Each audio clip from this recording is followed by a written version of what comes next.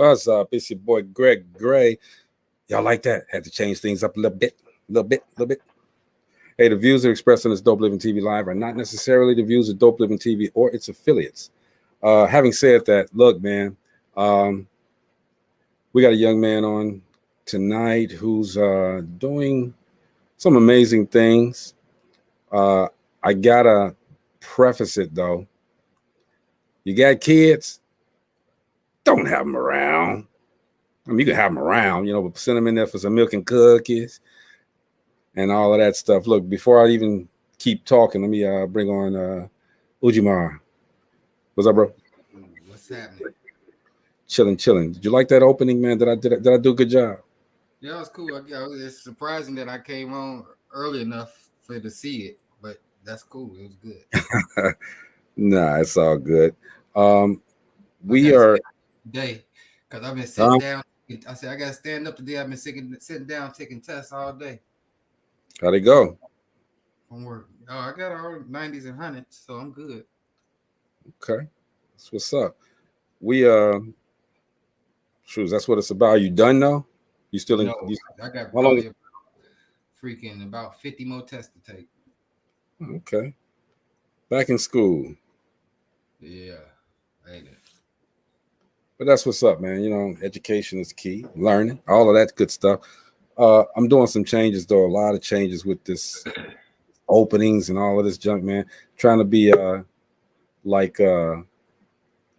innovative. Okay.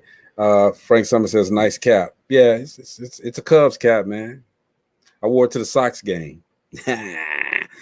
Anyway, today, man, on the show we got a young man. His name is Jauston Huerta. Hope I said it right. Jauston Huerta. He's a man of many hats. He's a cartoonist. He's does music. He's a lot of different things. Okay, so what we're gonna do is we're gonna find out about him.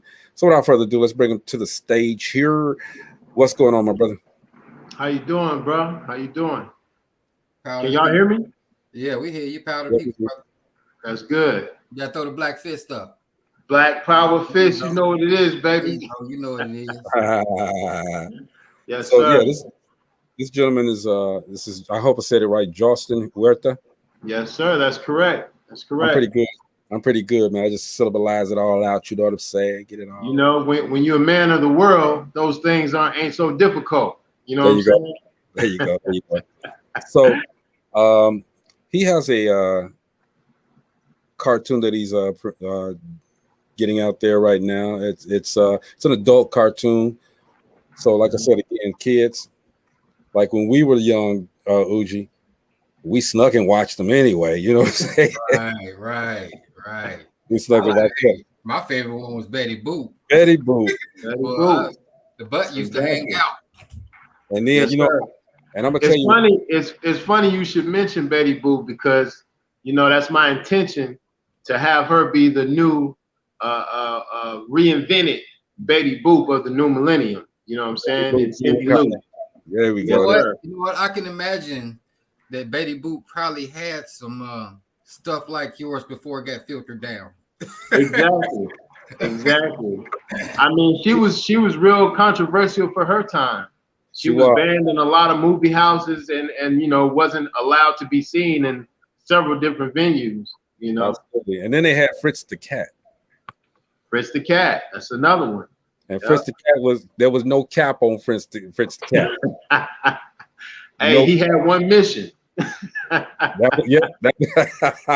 one mission. that was the cat that chased the cat. Hey, wait a minute. He even let his boys down to get some. You know what I mean? Yes. Yeah. What's up? A hood cat. Frank Summers said May West. Everybody say what's up to Maurice Bishop. He changed his picture up. You got a haircut, huh? Oh no, that's back in the day. Me and my wife when we had our engagement. Her birthday's today. Okay. Happy birthday! Happy birthday! He had to do that thing. So let's get with my man Jauston. So tell us a little bit about yourself, man. Tell us about growing up, man. Well, I mean, I've had a real colorful past. You know, I was born in Chicago. Grew up my childhood years in Baton Rouge, Louisiana. From there, you know, my mother had married a Mexican man who became my father and raised me since I was 2 years old. That's how I got the last name Huerta. You know, Huerta, completely Spanish. You know, Absolutely. and then from there went to live in Tijuana, Mexico. Wow. For 2 years. So I go straight from Tijuana, Mexico, straight dropped off in Gary, Indiana. So man, it's been a wild ride, man. Talk about contrast. Woo, man. It's been a wild ride, you know. I don't think they dropped. Well, they drove the car, just opened the door and pushed you out and Gary. Yeah. Good luck, you know what I'm saying? Here goes $20 and here goes $20 and a pack of Newports.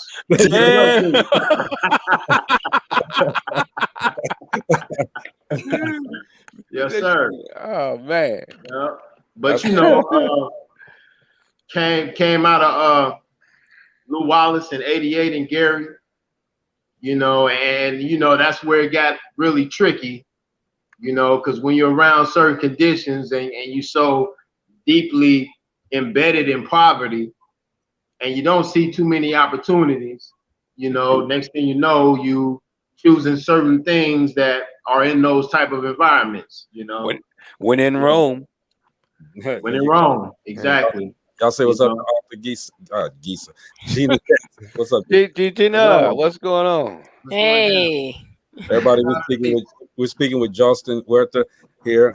So yeah, man, you know, so being, and all of us, even though we're in different places, we're all from Gary, okay, and we know the struggles, you know.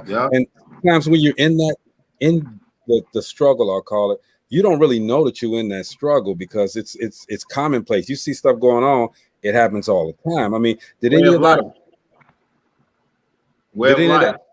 Yeah, that's what I'm saying. It's the way of life. Did any of that affect you? It definitely did affect me, man. You know what I'm saying? I mean, when I came out of high school and I looked around, from what I could see in my peripheral, you know, it was only the military, fast food, and picking up a sack, you know? Right. And at that time, with my limited knowledge of the world, I thought that was the only type of options that I had presented to me, you know? So I definitely wasn't going to fight the white folks' war, you know? Wasn't going to do that because Iraq was big at that time. Oh, yeah. I definitely wasn't going to fast food. I couldn't see myself doing it, you know, because it and not to disrespect anybody from that situation, but, you know, it wasn't something that appealed to me. So last thing I seen that was presented to me, you know, was the drug game, cocaine in general, you know.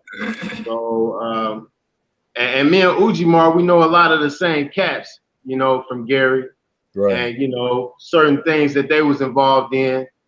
So you know, a lot of doors were open to me, you know. And I jumped in head first, man. I never looked back. I thought that was the way of, you know, financial independence for the rest of my life. Yeah. Yep. We're speaking with Jauston Huerta here on DopelivenTV Live. Anybody have any questions, feel free to put them up on here. Panel, same thing, all right? Gina, you missed the new opening I had. Mauricio, I missed that new opening I put up there. I'm going to have to go back and view it. I'm going to play it at the end, you know. Yeah. You ain't gotta go back, but you know it's all good. So yeah, but getting back to my man Huerta, I like saying that name, dude, because now I got another Spanish word other than C, Taco Bell. I got Huerta. I got another word. Hey, as long as your vocabulary expanding, that's all that matters. That's all that matters, bro. That's all that matters. So actually, Huerta actually means orchard. Orchard. Did you know that? Like an apple orchard. Oh, yeah? Orchard. Yeah. That's nice. Yes, sir. Now you know the meaning. Now you know the meaning of the word. I'm Yeah, Mr. I Orchid, right? I'm My, educated. my question is, when you got pulled over, the police saw your ID. So, That's He, just more problems. man. and he speaks fluent Spanish, so he could have just started just talking Oh, another language. man. All right. Hey, All right. Maurice, you know what they said? Put them over, right? Uh, Yeah, and also that's Nigga. also been the Right. source. That's also been the source of a lot of my problems as well. You know, Really, man. I porque kind of figured when you said that. porque yo puedo hablar en español muy Uh, bien y uh, ellos me pueden entender. See? Y cuando me oigan hablando así, pues me van a ofrecer I'm lo que trying to yo turn on quiero. my translator. Slow down. Pendeos, pesos. Sir. Nah, but that's what I was saying. You know, with me having the ability, like I said, I lived in Tijuana. When I was out there, I learned Spanish, you know, not knowing how this would affect my life in years to come. Right. You know, so when I met guys the first time I went to prison and they heard me speak Spanish damn near fluently, you know, then all types of doors were open to me. You know, we got a black man we can trust. You know what I'm saying?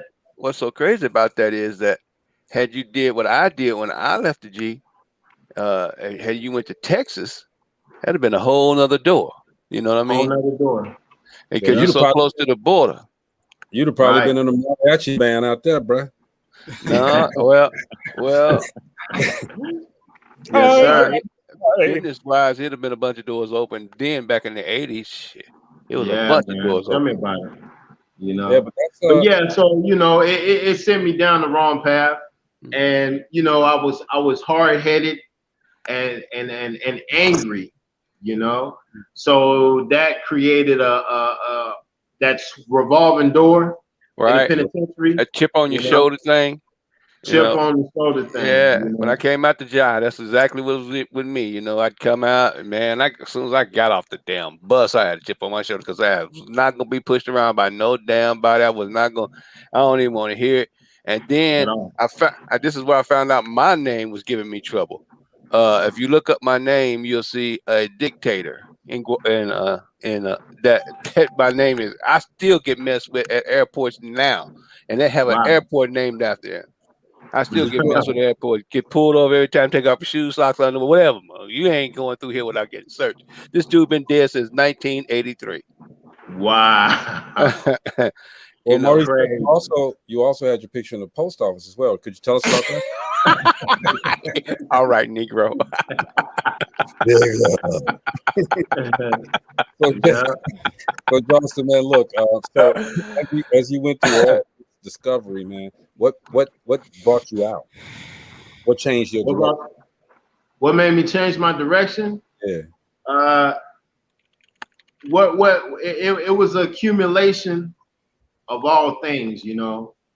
First you gotta humble yourself. I humble myself, you know, because anytime you make a plan and you end up in a completely different direction where you anticipated yourself to be, then you know there's something wrong with you at that point. You know, the way you adding these numbers up ain't coming out equal.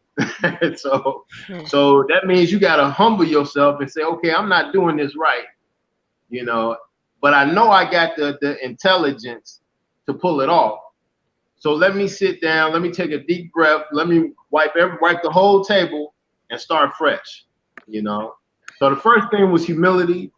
The second thing was the people I love and me realizing what I'm missing with them, you know. I'm missing time with them. I'm missing, you know, and that's even beyond just being locked up, you know, because even in the streets, you know, you're making so many different runs and going so many different places and trying to put things together that you're still missing valuable time with people that you love, even while you're out there in that type of life, because that's a very demanding lifestyle. You know what I'm saying? So, you know, it was that, just missing the people that I love. And then it was gaining more knowledge about how corporate America is run, you know, how business is conducted, the blueprints to start an idea and to bring it into some type of prototype, and then to make it into a business, and then to make it into a business that consistently grows. You know, that's a blueprint. You know, you don't have to be a genius or anything. All you have, it's just like architecture of a house. You know, if you follow the map on how this house is built, you can build it 100% of the time. If you just stick true to the architecture that's in front of you. You know what I'm saying? So, you know, I made it a point to do those things. You know, that's good, man. And you're out and you're able to do the things that that you want to do now. You know, make your own moves and make your own pathways to do some great things. So we get past the traveling from one country to another country. We get through the streets. We get through jail. Once you step foot outside of the jail cell, what's on your mind? What is your thoughts as soon as you stepped out? Uji, I want you to answer that as well. The first thought that came to my mind was smothered pork chops, mashed potatoes, cornbread. That's Zeke, baby. Corn on the cob. All right. That was the first one, okay? But once that got taken care of, I said it's time to implement this plan. You know, this plan for success. It's not overnight, and it is a consistent progression. But I got to stick to this plan, and I got to carry it out all the way to the end. You know what I'm saying? So I just held on to that, and that's what's been carrying me every day, man. That's what's every up. single day, no lie. That's what's up. You answer that question. Well, you know, I showed y'all my composition book before, right? The one y'all jabbed on, talk about they gave them away in school. They don't make them no more. let me refresh your memory. I'm gonna show you. Oh, he get ready to take out his crayon book again. Let me see. If I can get to it quickly, I bring it out. I don't think I can get to it quickly, so I can't bring it out. It should be out because I got a lot of important stuff I'm working on. But you know, when I got out, first thing, like he said, was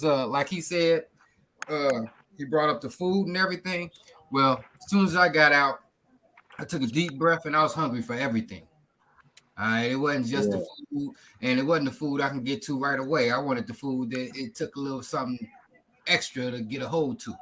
You understand what I'm saying? I want to find the things right off the top, and took a deep breath. I got my composition book out, and I'm like, okay, I know I didn't put down a lot of good ideas and this, that, and the other in here.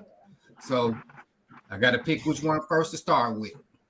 All right. And from there on, it's still a journey, but you know what I'm saying? I didn't already accomplished a couple of them already. So I'm like that rocket. And once it meets the atmosphere, it ain't gotta really have the fire and stuff to keep on pushing me up. I'm floating, I'm gliding that. Gotcha.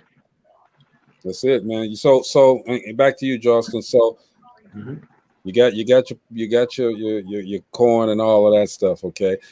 And you started implementing your plan, okay? Did you find, because you were incarcerated before, that things were a little bit harder for you? And I want you to answer that as well. Well, you know, I mean, and it's very realistic about the things that you have to overcome upon being released from an institution. But I got a secret that I want to reveal to everybody. It's about your attitude. If you have, first of all, if you make that determination that I have no choice but to succeed, and then you enter every situation with a positive attitude, saying, I know one way or another, this is going to be done. There you go. It's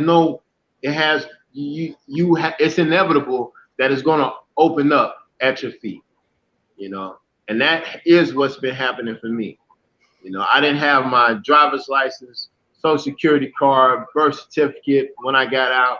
I got all those things, car, insurance, you know, I'm legal coming and going, you know what I'm saying? And that was because I was determined to get those things. And I've never lived like that. I might have had one and not the other. You know, I might have had this one, but not that, those things. But now I got all that stuff because of my determination, you know, That's to carry it all the way through. Yeah. That's what's up. Yeah. Well, I mean, you know, when I got out, you say, was it hard? No, I said with the doors blocked. Did you find roadblocks? Did you find people not because of what you were in? Well, see, that was one of the first things that I did when I got out was made sure I didn't associate myself with the same type of crowd that, you know what I'm saying, would get me in those situations and stuff. You know what I'm saying? And then the goals I set, as I spoke about my little composition book, the goals I set wasn't big goals, they're small goals. You know what I'm saying? And that goal will accommodate the next goal I got, and so forth and so forth, to the point where, you know, I'm making it where the goals aren't that hard for me to accomplish, because each one is like a step to the next place I'm trying to go. Absolutely. You know, so being said that, with the smaller goals starting off, and I work my way up the ladder, it's just taking one step at a time. And that's what I've been doing. I'm not trying to jump or do no super leap or none of that type stuff. You know what I'm saying? Coming fresh out, I'm taking it one step at a time, but I'm steady going up. I'm not going backwards. Cool. Everybody say hey to my little sister, Nye. Hey. How you doing? She's a financial advisor, Her Excellence, and my little sister. Oh shit. So Jauston, so we got through all of that. See, we're taking these little steps now, like, you know, Yes, sir. So now let's get to Cindy Lou. Let's get to Cindy Lou, man. What made you? What was that about? What made you think about that? What was that? You know what? And it's such a unique story. You know, I was in the county jail in Vigo County in Terre Haute, Indiana, right? And you know, when I'm in there, instead of spending my money, I draw, I do artwork, I create things for people. You know, there she is. You know, so I do the artwork and create things for people. And so there was this one white cat. He had his girlfriend, and he found out that she was cheating on him with his brother. Okay. And he was really, really upset, you know. And I was already drawing a little picture for him, something to make her smile or whatever. And then he said, yeah, man, I want you to tear that picture up, and I want you to draw her, you know, and just show the true identity of the woman she is, a skank hoe, you know. And you know, and you know, so I did something kind of elaborate, and he was telling me the stories about her. And so I created a little something. I barely remember, but it was kind of funny. It served a purpose. He liked it. He showed it to the guys in the block. And then next thing I know, I began to put something together around what the guys would tell me about their females in Terre Haute, you know, and the wild and crazy and just completely off the chain things that they would do, you know. I mean, now these is white girls we talking about, you know, because Terre Haute that's 95% white folks, and which I didn't have no business selling drugs out there anyway. But so, you know, so I'm drawing these pictures, and these guys are telling me these crazy stories. And my experience in Terre Haute, I've seen a lot of crazy situations with these females, and you know how they act, and when they're on the drugs, and you know the type of lifestyle they lead, and you know the way they can pull one dude in from the front door while they pushing another dude out the window, and you know just a whole bunch of different situations like that. So I did a little one-page comic, and I just did it, and I left it on my table, and I went to sleep. And then my cellmate, he grabbed it. He showed everybody in the cell block. They woke me up like, man, this is funny. And I just did one page. They said, man, this is funny. You need to do this. You need to have another one where she's doing this. So all these different guys would come and tell me, yeah, man, and make it where she does this. Yeah, make it where she starts having sex with my lawyer and talk about how she ran off with my dad and all this stuff like that. You know what I'm saying? So you know, they just told me a whole bunch of stories, and then I picked them up, and man, I was going and going and going, and it just took on a life of its own. Yeah. You know what? You know what? He gave me two thick folders like this from in there, and they all pretty much are one-page comic book. Yeah. Comic book. You know, they got the squares and stuff, like one-page comic books. And I mean, you know, they are funny. It gets a little gutty, but they funny. They are super funny. I was cracking up. Right. You know. How do you think of a? I mean, I've always wanted to do a cartoon, but I look at it and I'm like, man, I am not going to put this frame and this frame and this frame and this frame and this frame, 97 frames to make one little motion. I can't do it. I didn't have the patience for it. Right. You're not the only one. I'm just like that. So what I did was, you know, because like I was saying earlier, where there's a will, man, there's always a way. Mm-hmm. So, you know, once I discovered Fiverr, which is the website for freelancers who do all different types of artistic work and genres of business. So I found that website, and a lot of those people who are on that website, you know, are not here in America. They're in India, they're in Africa, they're in Southeast Asia, you know, these places where just financially stagnant locations. But they know these materials, they know how to animate, you know, and they don't charge that much money, you know. Maybe you know, usually I pay like something like $150 for maybe a minute and a half, 2 minutes worth of animation. And, you know, and it turns out that's just enough for those one-page script comics that I was doing, you know. So I get the visual and you get the story.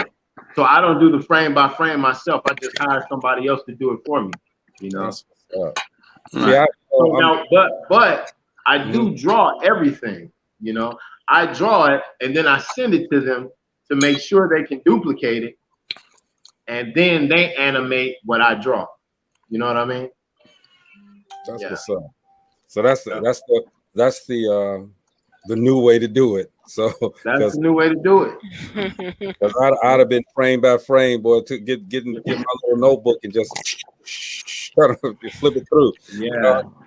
Does anyone? I don't want to monopolize the question. Does anyone else have any questions for Jason? Jauston Huerta. Yes, sir. Cartoonist. I would like to see an example of the comic book. Now, yeah, what's that picture behind you? That you too? Show him your shirt. Oh, my shirt. Yeah, this is one of the shirts that I got, and this is Cindy Lou herself. Wow. What you said? Gina said, "Wow." This cartoon is not for the young. Yeah, this isn't for the weak-hearted. No. You know? Not for those young folks. We said I tell you what, I'll give you a little in a nutshell who Cindy Lou is, right? She is she's 27 years old. She has a very submissive, subservient Caucasian husband named Carl. And she has 2 children. And you know, she was pretty much a housewife, and then she got exposed to other aspects of life, like has often happened in Terre Haute. She got exposed to the drugs. She got exposed to dealing with other people who never ever entered her life before.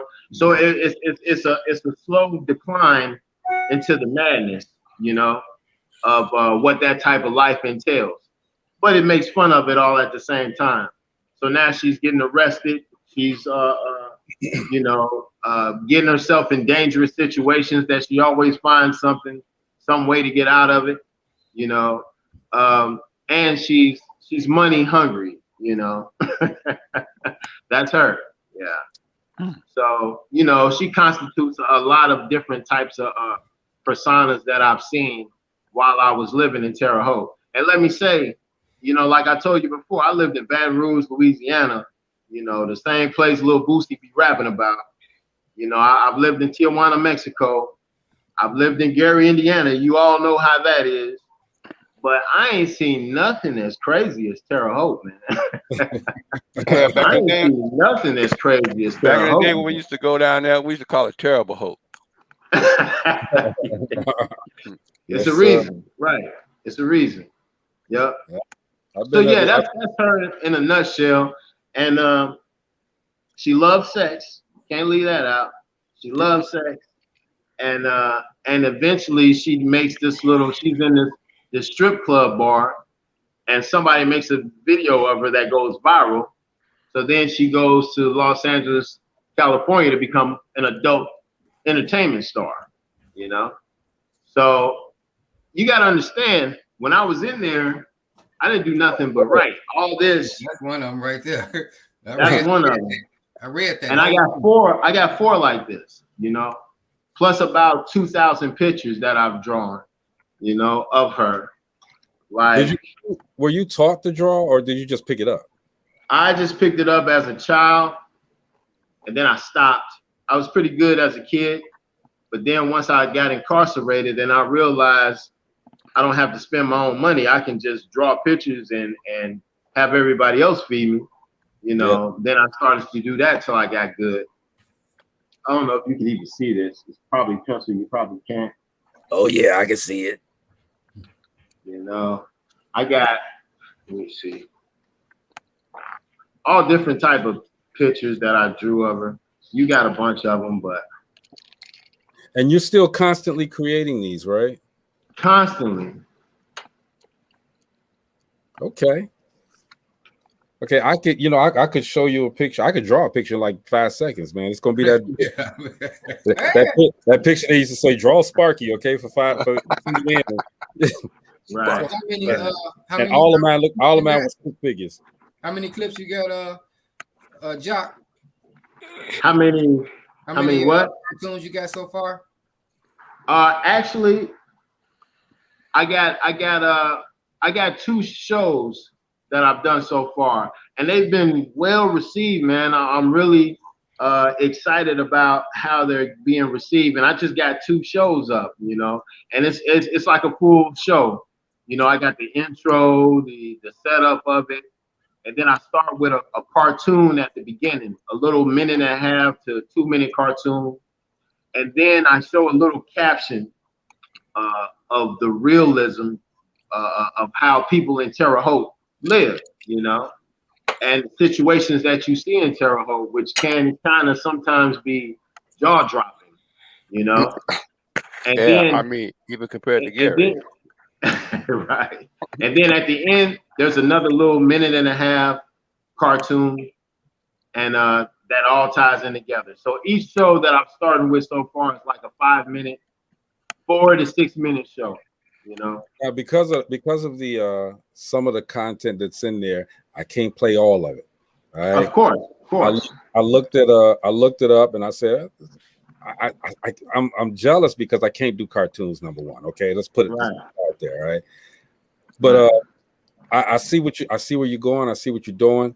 There's a for it, like I said again, and we got to preface it. Views expressed on this Dope Living TV Live are not necessarily views of Dope Living TV or its affiliates, but it's not for kids.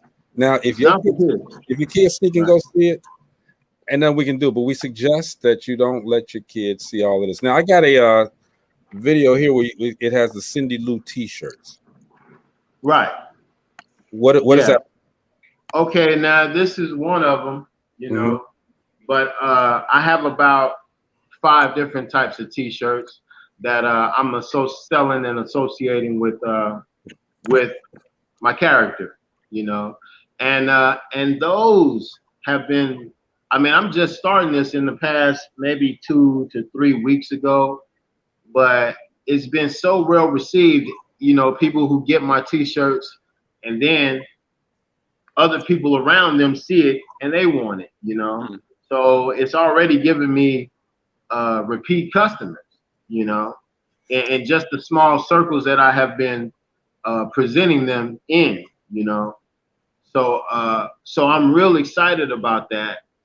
And I'm real focused on just creating that, making that bigger and bigger and bigger. Okay, well, do you have a website?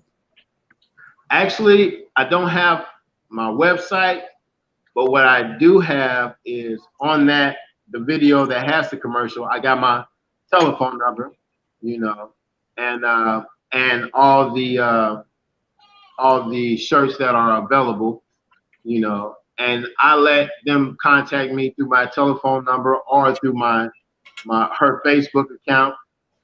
Make your order right there. Whichever one you want. Do you mind if send it right to you? Do you mind if we scroll your phone number the rest of the show?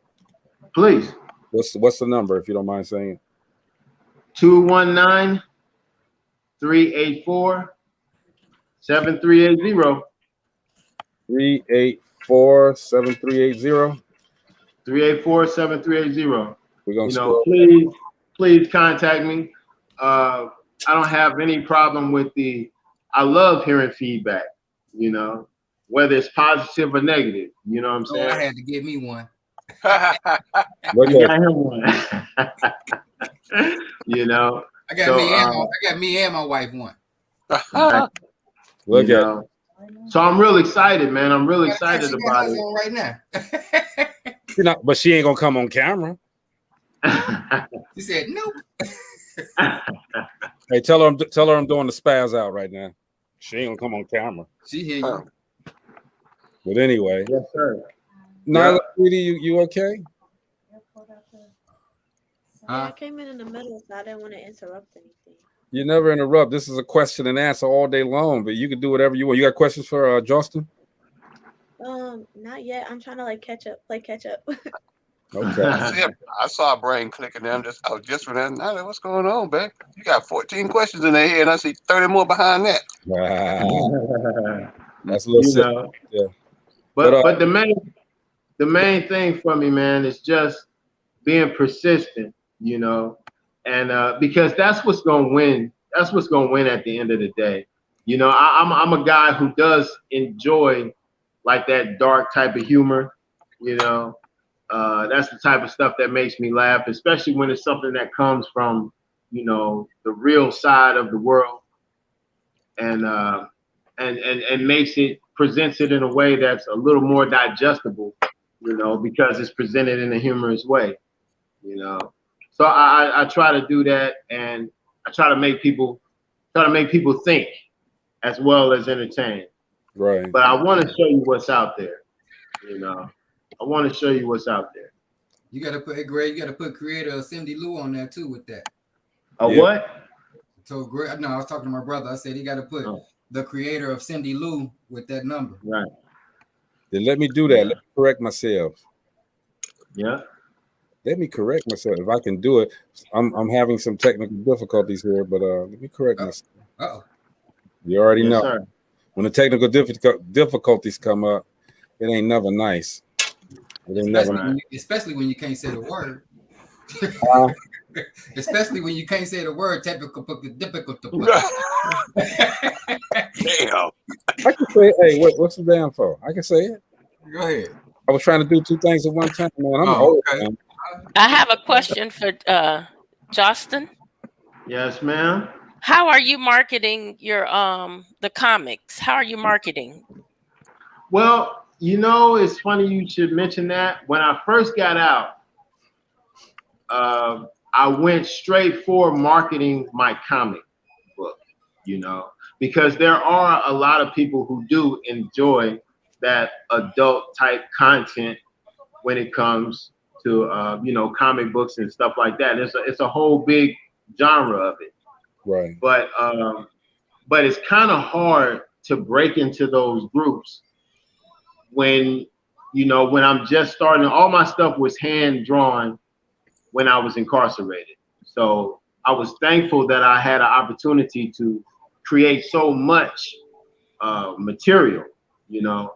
But when I got out and I saw, because I went to a few adult comic stores, you know, or comic stores that have that adult content in them as well, and the Comic Cons and all that, I saw what was available, and I saw that guys have already formulated their cult following to certain things.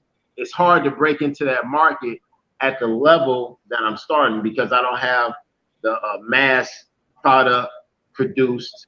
You know, I'm just now coloring all of these things, with that takes tremendous amount of time. You know, so I wanted to look for a way to fast track it a little bit more. So then I calmed down. I took a step back and I looked around, and that's when I found the cartoon to be able to tell her story in an animated way, because a lot of people don't want to read anymore, not like they used to, you know. But people will sit back and take those 4 or 5 minutes and watch a cartoon and see if it entertains them, you know, see if it makes them laugh. And if I can do that, then she can tell her own story and my market can grow from there.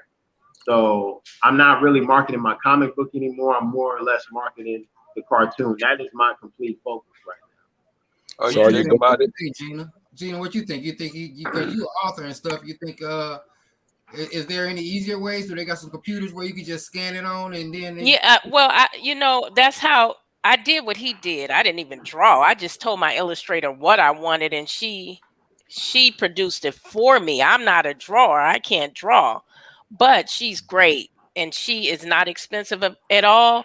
I think it's still a market, even though you know people don't read. There's certain things they will pick up and read, even if they're not a reader. There are certain things they will pick up and read, and I think you should stick with them both.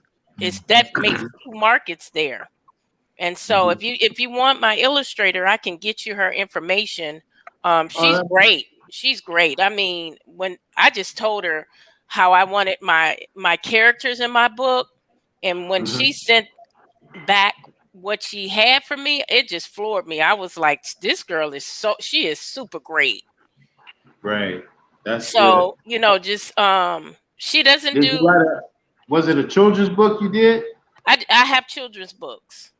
Oh, okay. Well, you say illustrator, so I didn't know what type of material it was. Well, she does all types. I mean, it's not, she doesn't just do, she's good with the cartoon type characters. Now that's her expertise.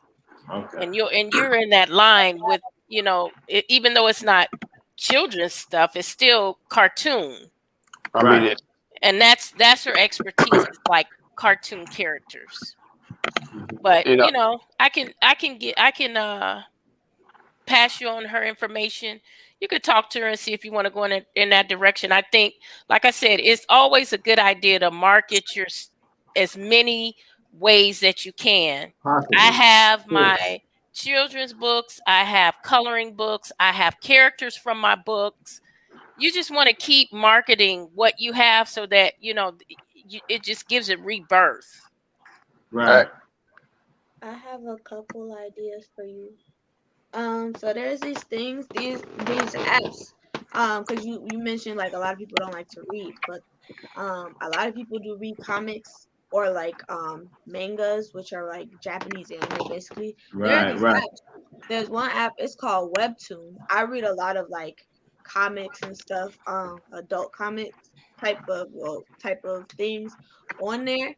You can always like put your comics on Webtoon because that's what it's for. It's literally for like comics and mangas.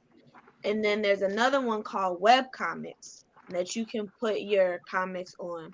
And what happens is people can subscribe. So like you can put like so many episodes of your comics, and then like you can upload them like once a week. That way it's kind of like a TV show where you keep them hanging.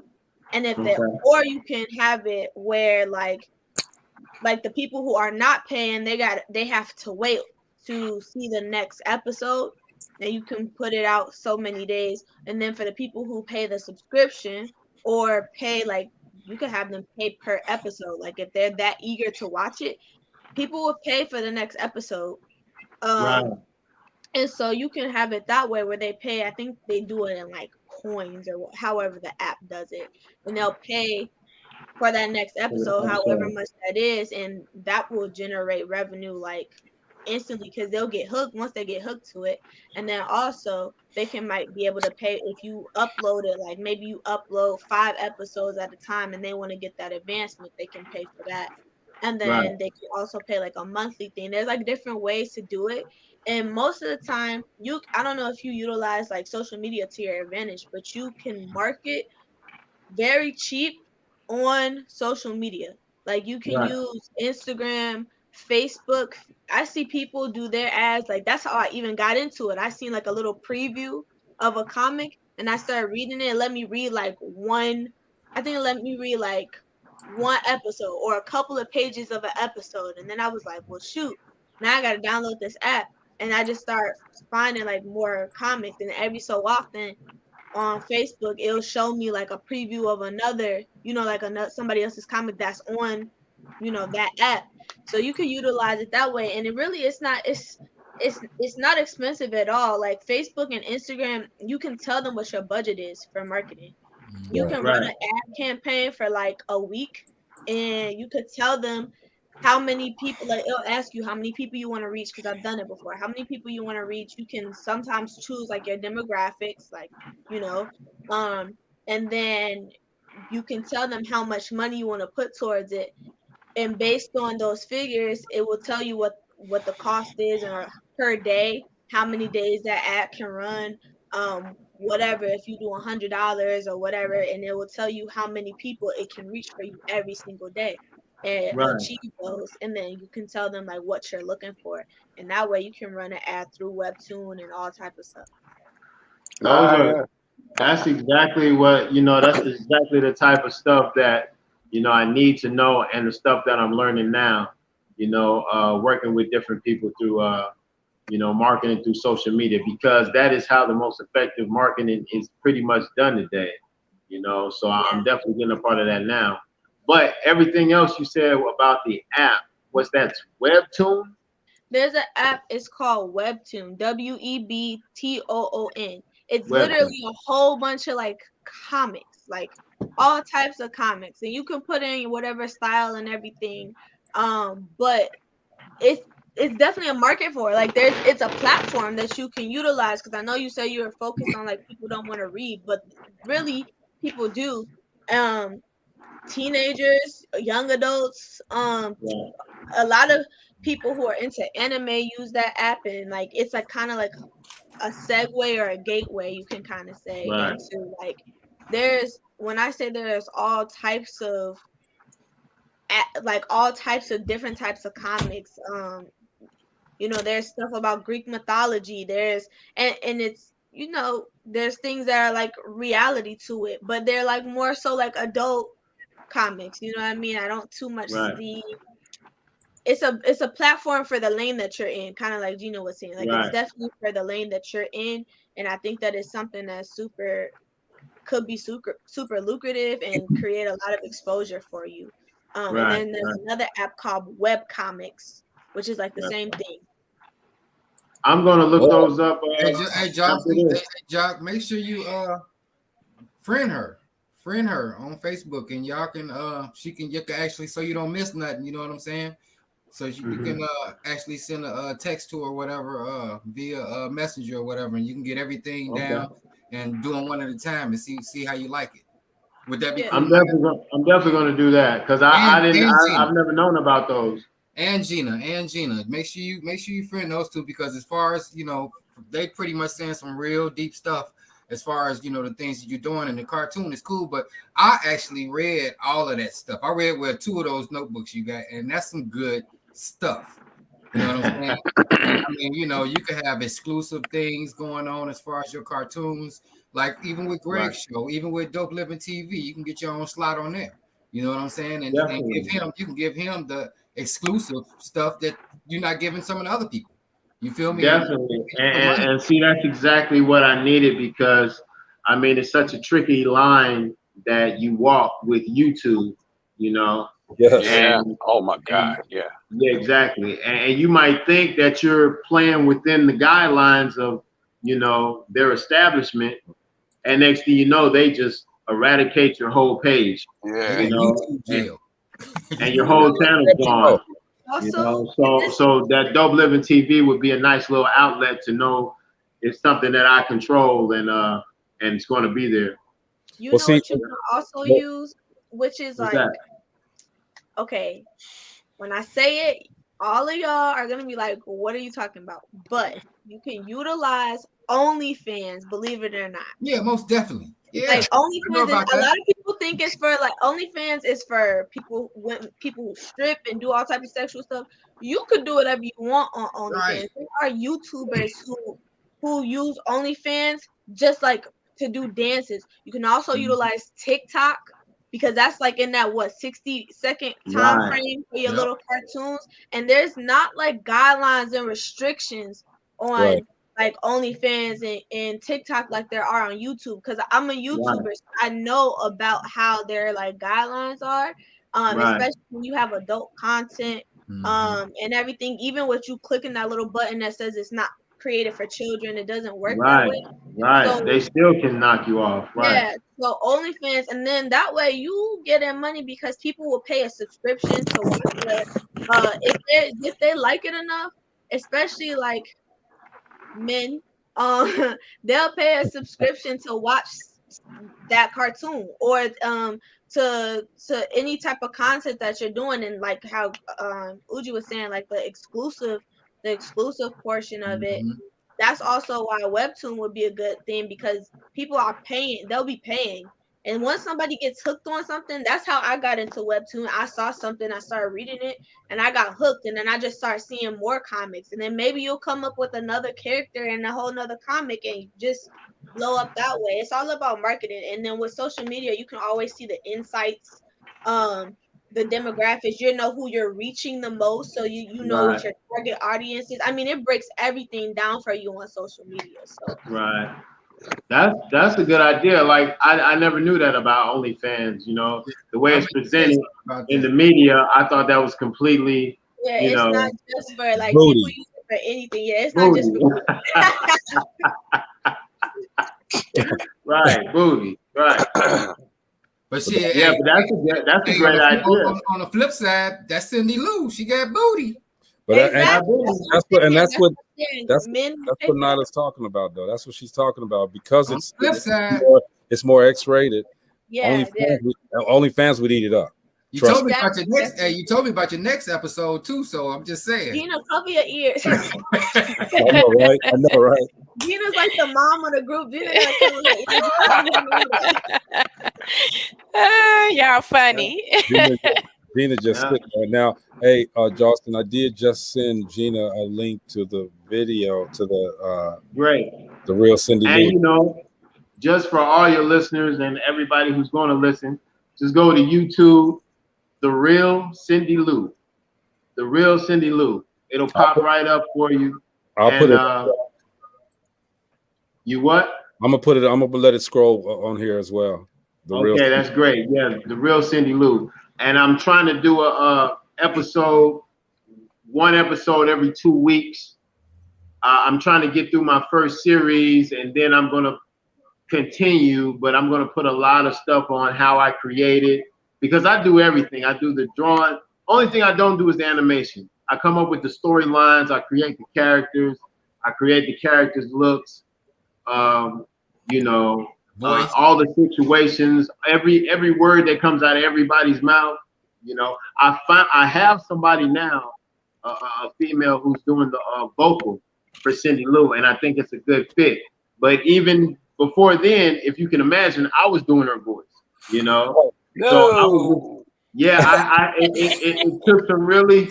I had to touch my feminine side, you know, but it took some real work. It took some real work, but you know, because I'm the type of person, I can't let nothing stop me. Right. You know, I gotta go forward, man. You know what I'm saying? Sorry, so you know, I mean, I'm hoping that when everybody sees the first videos, they're gonna be a little crude, But I think you will be able to see the. I think you'll be able to see the talent and the possibility, the potential. You know what I'm saying? Because it's there. Yeah, you gotta get on TikTok for real. Like TikTok, you'll blow up. Like if you do like even like your process, people, it's other artists will see that. People like stuff like that. Even people who don't draw, like those types of things are fascinating. You do like a little voiceover with like you can just put her picture up there and do a little voiceover. You could do. There's so many things like technology. Oh, TikTok would just eat it up. TikTok would eat it up. What you can do a 15-second video, you can do a 30, you can do however long you want, up to 60 seconds. My daughter got a comic book. I showed him. My daughter's comic book too. She's in Miami, and she got her stuff all over the place. I mean, my daughter, she does everything like he does. You know, she sings, she writes, she do everything, but she actually create her own cartoons too herself on the computer.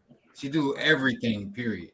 And she's Cuban. She's half Cuban, so you know she got some Spanish talking characters and everything. So she is kind of like she's and that's what I said. You got to broadcast to like all types. You got to go all the way outside of your box. Yeah, especially since you got fluent lingual talents. You know what I'm saying? Right. You can put it on them. You can put it on them. And it won't just be American. It won't just be black. It won't just be white. You had the Mexicans on you too. Shoot, you could come up with a character named a Latina character named Jouston or something. You know what I'm saying? You could come up with Vanessa or something. Come up with a character Maria. He said stuff every day, really, about different ideas. There's so many ideas we throw him, and that's why I got him on here so we could throw even more at him because I really want to see this. I want to see this blow. So here's the problem. It's funny. It's funny you should say that because in one of the upcoming episodes that I wrote, Cindy Lou, she decides she's gonna sell drugs, but she doesn't want to just get something from somebody on the corner. She wants to go straight to the plug, and this is a Mexican guy, you know, named Geraldo, and then it has their interaction, and I'm doing the voice for Geraldo. And it's pretty good. Well, here's my problem. It's pretty good, you know. So I think it's gonna be all right. Yeah. Here's my problem. Number one, you came on here and lied. You're not Mexican. You're Jamaican, man. You got too many damn jobs. All right. Too many damn jobs. All right. Yeah, man. I do the voiceover. Yeah, I make it move. Then I do too many damn. Yeah. You can do. So look, this is speaking with Jauston Huerta. Right here on DopelivenTV. He's the creator of the cartoon Cindy Lou. There's his number 219-384-7380. Get at him, okay?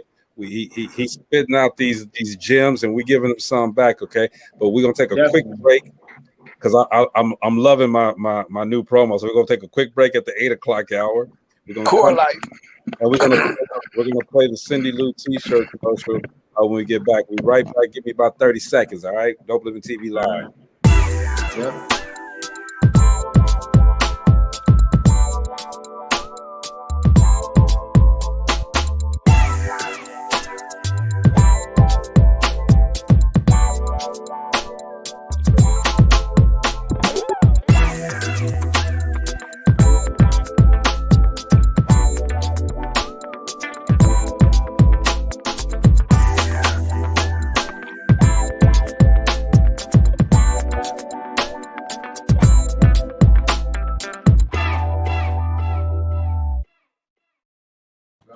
So, little sis, I forgot to put Nyla up there. I like that.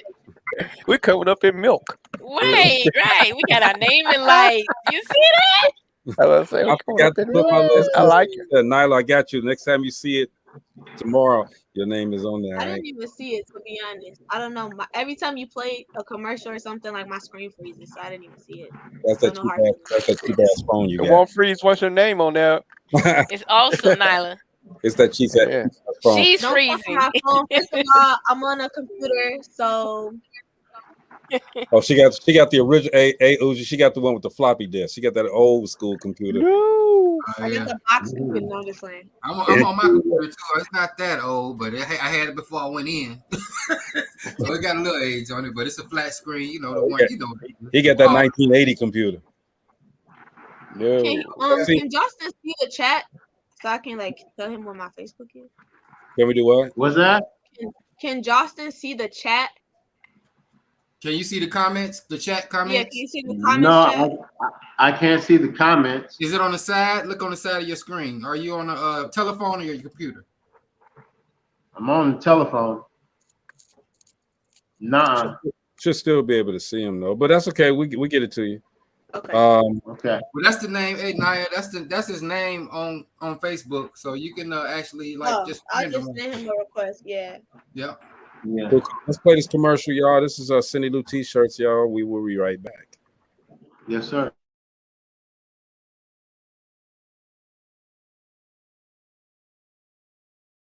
I got a bad side chick. Alright. I got a bad side chick. Alright. Got bad little side chick. Side chick. Roll me now. Got bad little side chick. Roll me now. She be representing me, so I be keeping her stunting. She's something like a bee, my side chick. More than a plan B, my extra little something. Cause everybody needs a side chick. Got a bad little side chick, yeah. Gon' ask if she my chick, and watch what she say to you, yeah. Jock trill all day to you, down for me like 4 flats. When she put the love on me, never hold back. Wanna see me get ahead, no setbacks. She know I got a wife, she respect that. So we gotta keep it stealthy. Absolutely no pics, no selfies. Made it through so many stages. Took cases, sex outrageous. When they hate, don't listen, baby. Just play your position, baby. And I'ma take it to the top, boo. Cool, brand new, drive it off the lot, boo. Know she can fuck cause she can't cook. Think she wrote the side chick playbook. The way she protect me, I stay hooked. We ain't even friends on Facebook. She be representing me, so I be keeping her stunting. She's something like a bee, my side chick. More than a plan B, my extra little something. Cause everybody needs a side chick. Got a bad little side chick. Cindy Lou Merch 68. Hey.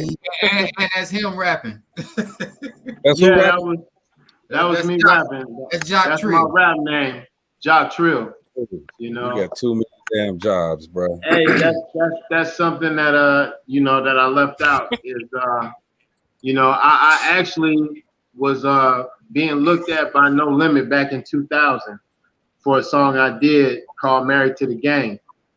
And I was around Mystical and C Murder and all those guys, and you know, I was getting affiliated with them to see if I was the good fit for the label, and then they discovered that I had 2 Class A felony warrants. Wow. And, That should have made you eligible. I don't know about Low Limit. Now you would think so. the business. You think Yeah. You would start think making so, music, but- you start making music, and then you disappear. That's no money. Right. But if you had to Bad watch, investment. I'm not promoting the documentary, but if you watch that documentary on No Limits, you'll see that he's exactly right. He had 2 felonies at a time. Master P wasn't playing at all with nothing else but the business. At all, with nothing like that. For real, Yeah. you know, because he had the basketball team, he had all type of stuff. He had a lot of stuff going on that was To lose. legit. And he couldn't. Right. You know, the people that he had on his team, they might have did something, but they ain't got no record. Right. You feel me? No more. They clean. They was clean when they was working with people. And it's different when you are already an established artist and then you get some type of case. But to have a case and be unknown, nah, it didn't work like that. That's a hard way to go right there. Yeah. And understand this, man. Even with this, and we ain't gonna make this about Master P. He stopped messing Right. with his. He stopped messing with his brother. You know, because of what happened. Yeah. Yep. Sure did. There you go. So, Yeah. you know, it's a process, and it's a. I'm telling you, it's levels to all of this. Earl Davis says, "Hello, panel. Enjoy and listen to great minds. Keep up the good work. Enjoy the information that y'all give out. Appreciate you, my brother, Big Steve, ATL. Yes, sir. Okay. Thank Appreciate you, you. Steve. Okay. Talk to the people. Most definitely. So yeah, man, we're talking to Jauston Huerta. I just like saying the name. And Hey, what y'all think about the commercial?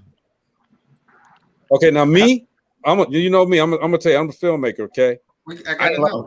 I ain't like the commercial. All right. Okay. It's some things Okay.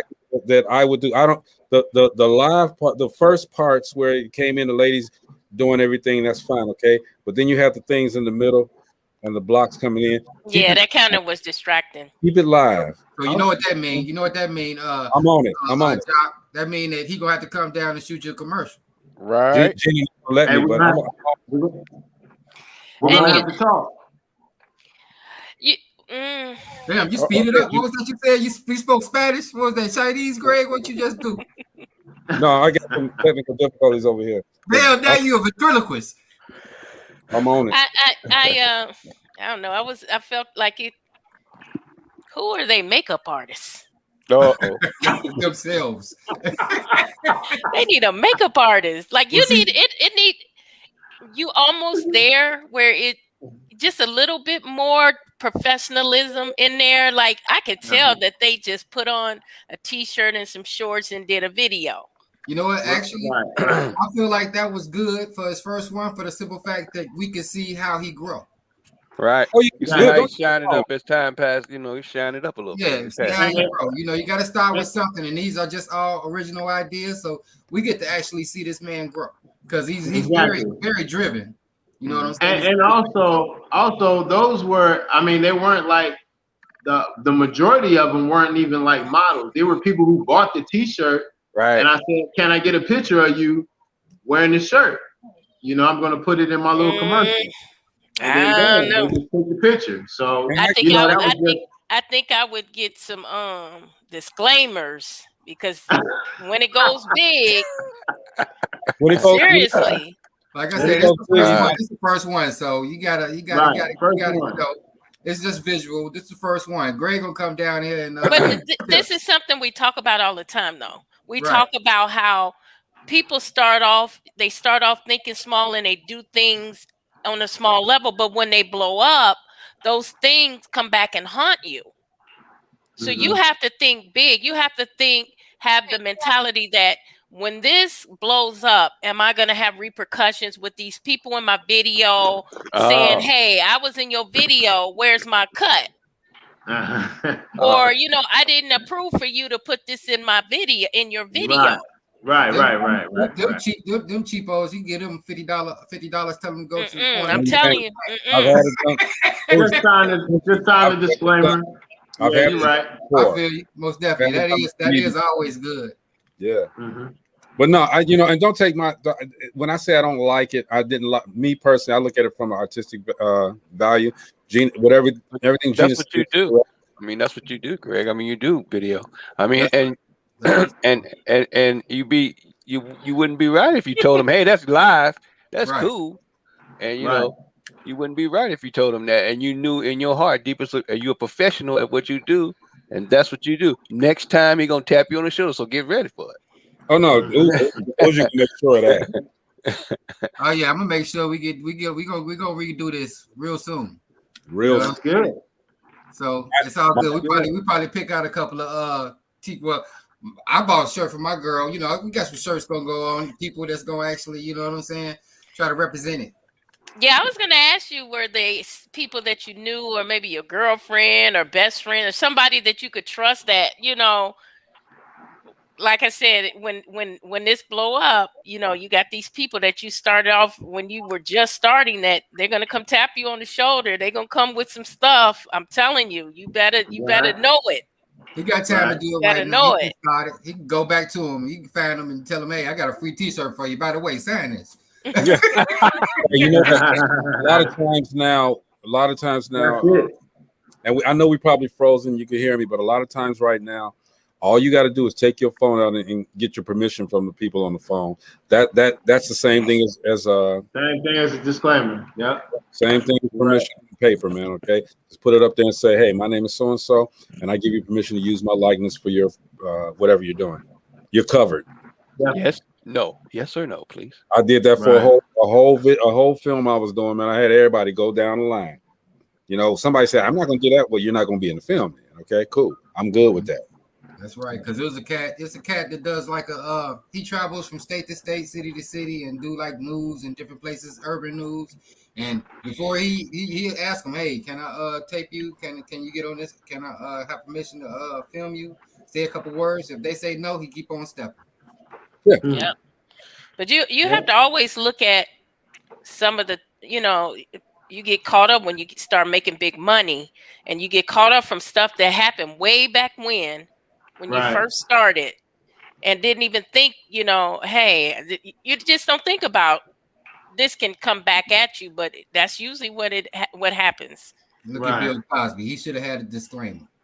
Yeah, Hard. they couldn't tell. They couldn't tell. If you Disclaimer, what? Hey, What? Trump had a disclaimer. He had a disclaimer All with you his gotta do is female say, workers. "Today is such and such a day, 19 such and such a. Do I have permission to party with you? I want to know today if you take me. If you want to eat the Jello pudding today, you have to." Oh, here we go. We're going all on tangents now. Whole different tangent. So I want to play the beginning before we get to the live part, the live part, because the live part was kind of different. Okay, and I think I'll get kicked off of here for that part. And actually Right. actually the very last part was she put her feet in and old boy lick it. Yeah. That was the last part. I looked at the video. I'm like, yeah, all right, okay. Hey, but It reminded me of a Dave Chappelle stand-up when he said something about somebody has some feet. But the funny part of all that is those things happen every single day. You know. All right. So, You know, yeah, what would be good for that part right there. That part is cool. Okay, what's that? Then had R. Kelly in the background going like this. We can't see you, Gregory. Okay, he was scratching his head. Yeah.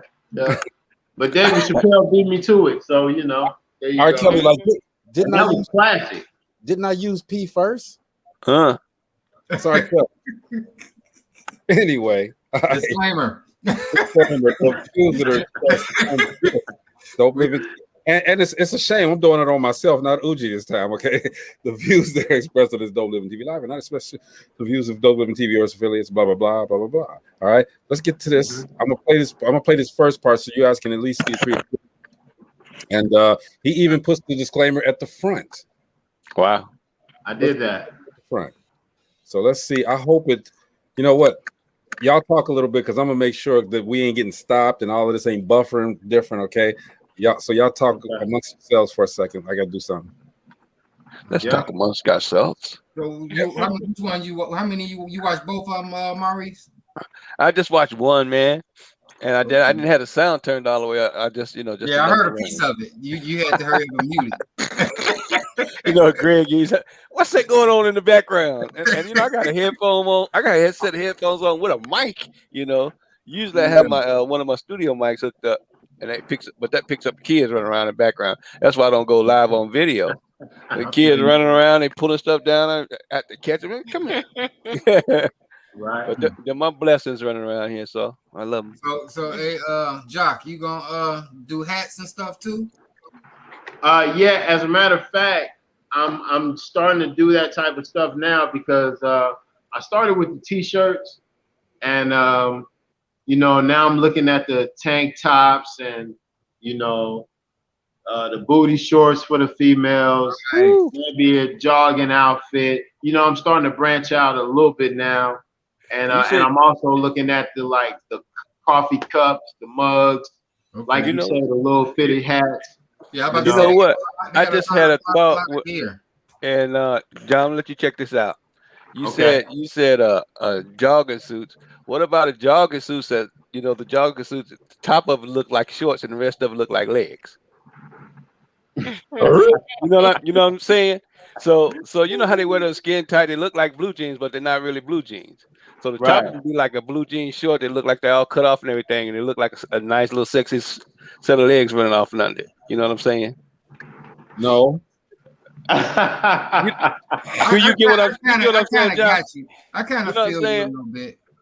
I kinda, You know, like they run around here, the stuff look like it's all tore off, but it's not really tore off. It's printed on there. I'm talking about printing legs. They make it look like skin color after the shorts. right. I think that'll work probably with like a halter top and some leggings. Well, you know what? Well, they had the skin tight. What do they call them? Yoga pants.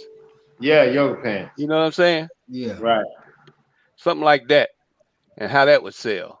I mean, and you just call them, and you call them, you know, your character's name. Hey, I guess that's your idea, and you know, you got to bring it to life, you know, to make the world feel it. In other But words, it's hell no, we don't know what you're Hey, talking about. my wife's a fashion designer, so I mean, stuff like that pops off on me all the time. So There you go. There you go. Hey, present some ideas. Hey, I told Jock, hey, anytime he ready for a little help, I'm here. Jauston, this is what we do here, though, man. This is what we do. We after we find out who you are and what you do, man, we start brainstorming, dude. Okay, so good. Right. Chris, you ain't met everybody. Chris ain't on here today, but man, look, this is what we do. We brainstorm and we network and we try to help, man. We Yes, sir. we just want to help. I mean, I've received a lot of help this evening. Some things I'm definitely going to check out after we get off here. Oh, my little sister is brilliant, dog. My little sister got that for real. Mm-hmm. She just ain't got the phone to call me back. That's all she ain't got. But anyway, it's all good. She'll help you with the financing part of it too. I just said that. We definitely got to talk then. I dip it off, make it rain. Yes, sir. Yes, sir. But I'm definitely looking at that webtoon and the webcomic. Yeah, you know, we were talking about you need disclaimers. She got me over here thinking about contracts. I'm thinking about how you gonna devise these contracts for these people.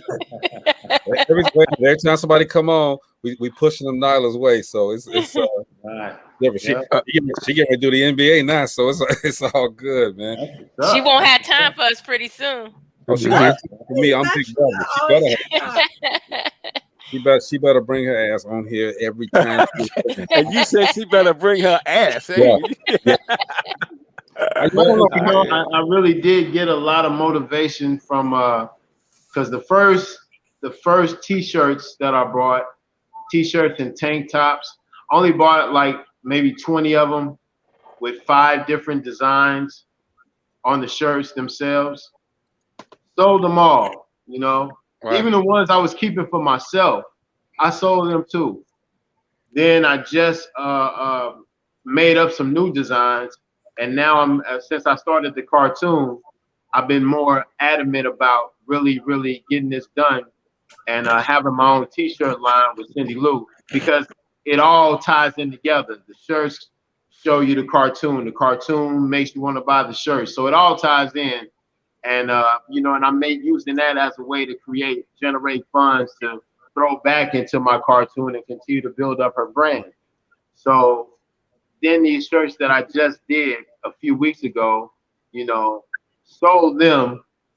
I'm on to my next ones, and I got another design that's coming with these too. So you know, already they just been flying away from me, you know. So I mean, and I never go into anything thinking, oh, this is just an easy payday, you know. But what's happening is I'm seeing interest, and I'm seeing a desire and demand for a product that I'm presenting. So that really has been such solid motivation for me, and it lets me target in on something that I can push and take it as far as it can go. You know. So with the release of everything right now, because after after with the push that you're going to do, it's going to start snowballing real quick. How do you see yourself, containing everything to a point where it's manageable? Well, you know, if you stay focused on what you're doing, then certain things kind of present themselves to you, you know, like if once I reach a point where, you know, I can't use the t-shirt manufacturer that I got now, I might need something bigger, or if some streaming site I get up to a whole season of my cartoon, and some streaming site says, you know, we want to do something with you, and we'll give you this type of budget or whatever, this and that, you know. As I grow, I know that the universe will meet me, and I can incorporate the right people at the right time to do the right thing, you know. So I'm not really too concerned with that, you know. So, like you said, snowball effect. Once that snowball rolls, it expands. It gets bigger and bigger and bigger, you know. So when it's time for me to do that expansion, you know, I'm sure the right forces are. I'm going to make sure that I converge with the right forces that'll take me in the right direction. You know, there are a lot of internet channels, and even some they call them terrestrial channels that could possibly do. You know, you got Nickelodeon at night that play a lot of different cartoons to that nature. Not as yeah, yours, but you know, a lot of those times, those people try to change a little bit to try to fit uh, right. the protocol. Are you willing to change some of it? It depends on what it is. You know, I mean, you know, the core has to be the same. Mm-hmm. So if it's something that's going to directly take from the core, I'm not really interested. You know what I'm saying? I mean, this is my statement, you know, and this is my expression, you know, and so I'm going to stick to that. Now, really, to slice her and make her into something completely different, I'm not interested in that. You I'm know? glad you said that. I'm so glad Yeah. you said it, because there's a lot of times where, and this has happened to me as well. People come to you and they say, "Hey, I like what you got. I love it. Okay, and we want to do something with you, but we need you to do this, Cut the heart out of it. that, Right. do this." Nah. No, never sell your integrity. Okay, all Never, right. never, Because never. here's the thing: they asked for you. You didn't ask for them. They asked for you. Okay, Right. so as they asked for you, they know what Right. you're worth. They know what you bring to the table. Right. So they have to generally bend for you. Now, will you take? You know, will you do a couple of little things? Okay, yeah. You know, they want to offer you $1 million, but the integrity of what you do, they asked for you. You didn't seek them out. They sought you out. So Right. plus, you make the terms. They don't have to Right. make the terms. You make the terms. So I'm glad you said that. So that's a good thing. Am I right now? Yep. Yeah, you see, you doing the Arsenio finger, Greg. You keep on Arsenio fingering. My long. My finger is You long. I definitely don't know want to what. make sure that you go into anything on your own terms. Right. And be assertive from the beginning, because as soon as they sniff you out, it's like a shark in the water. Like as soon as they smell blood, like they're going to push their agenda. Um, Right. and you know, it all sounds good, and it may sound good when they start offering money, but you have to remember like who you are, not to get wrapped up in that, because the money will come. Me and Greg were just having this conversation last week. Um, the money will come for sure, but you know, you jeopardizing your brand and what you stand for, and Right. if you have to stand for something, or you will fall for anything. Yeah. And that's Right. just that on that. So you have to make sure what you're looking at, you know, don't get wrapped up in all the legalities and the lawyer lingo that they put forth, and all of the business terms. It will confuse you. You need to set your own terms and make them comply to you, and then you start to compromise. My grandma always said, you go high. You start Right. off high, because if you start off low, all you're gonna do is go lower. You start off way beyond where you want to get to. That way, when you start to negotiate, you'll end up right around, if not higher than what your expectation was. But if you start Well, off at your expectation or below your expectation because you're scared of something, or That's you're trying not to step on toes, you're gonna have to step on some toes. once you set that bar though, You don't have to worry about anybody else coming all funky Exactly. to you. You know what I'm saying? They know exactly where you stand on your work. So, you know, once you set that precedent, you ain't got to worry about nobody coming to you funky. And she's absolutely right. You have to, if once you set that bar, and she said it perfectly. You set it high, okay, because you know your value. No one else sees your value, but they see what you have to offer, so they're going to throw something at you. You know that you got $1 million company. They're going to come at you with $5,000, okay? Right. And you're gonna be like, you'll negotiate a couple of times, but if they're not bringing that all the way up, you know what you're gonna go down to too. You say you got $1 million company, you take it down to 700,000 right off the bat, okay? They still down there, but near the $10,000 and $20,000 mark. I'm done.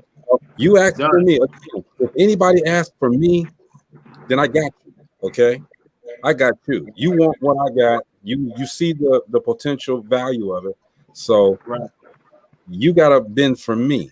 Will I bend for you? I'll bend a little bit. Okay. I know my valuation, but I'm not going too far below my valuation. Period. You got something good there, bro.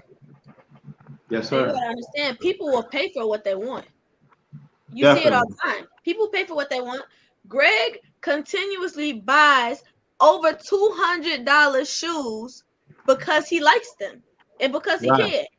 It doesn't matter that they're $200+ right? That one at one time, Jordans was like the most expensive pair of shoes. I mean, sneakers that you could get, pretty much. It's Jordans. Now people going out. I have a cousin. He go out and he's dropped $700-800 on a pair of Balenciagas or whatever that's designer. Not I. And those the house shoes. That's the house shoes. They want to pay for. That's what he wants. You make time for what you want to make time for, and you will pay for what you value. So if they value you, don't negate your own value. Don't bring your value down because you're afraid that they're not going to meet you there. People will meet you where they find value.